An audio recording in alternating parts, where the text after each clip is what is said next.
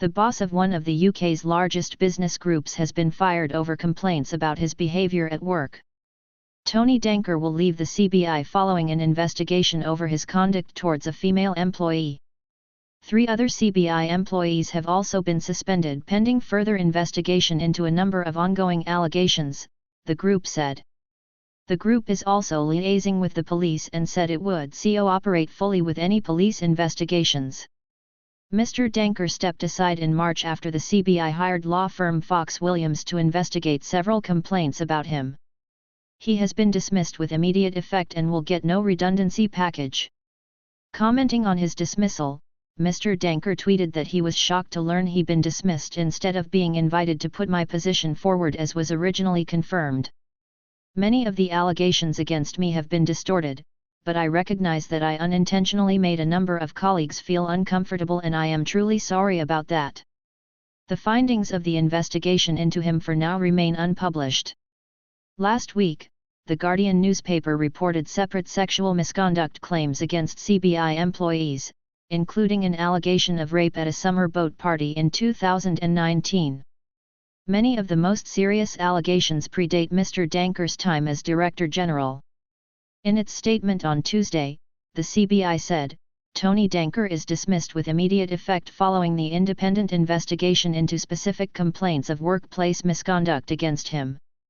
The board wishes to make clear he is not the subject of any of the more recent allegations in The Guardian but has determined that his own conduct fell short of that expected of the Director General.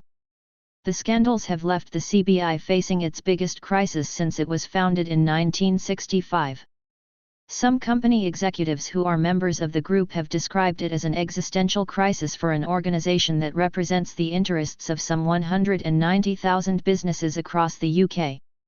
The lobby group has already postponed its public events and asked Fox Williams to conduct a separate investigation to the one into Mr. Danker. Government departments have also put their engagement with the CBI on hold. In its statement, the lobby group said there had been serious failings in how it had handled sexual misconduct complaints and it would now begin a root and branch review of its culture and governance. This will look at issues such as how employees raise concerns and processes for escalating complaints. It is already clear to all of us that there have been serious failings in how we have acted as an organization. We must do better, and we must be better, it said. Mr. Danker, who became Director General of the CBI in November 2020, has been replaced by Rain Newton-Smith, the CBI's former chief economist, who now becomes the second woman to lead the group in its history. Ms. Newton-Smith, who spent her early career as an economist at the Bank of England, left the CBI in March to join Barclays Bank as Managing Director for Strategy and Policy, Sustainability and ESG, Environmental, Social and Governance. She is well known to CBI staff and members but will face a tough job in reassuring members that the lobby group can effectively represent their interests. Last week the chief executive of brewing company Advertisement said his firm had considered leaving the group following the scandals. Marks & Spencer said it had written to the acting Director General of the CBI to seek reassurances, while Rolls-Royce said the recent claims were deeply concerning. The CBI lobbies politicians on firms' behalf to make policies that benefit UK businesses. It also hosts regular networking events for business leaders, with the UK Chancellor typically giving the keynote speech at its annual dinner.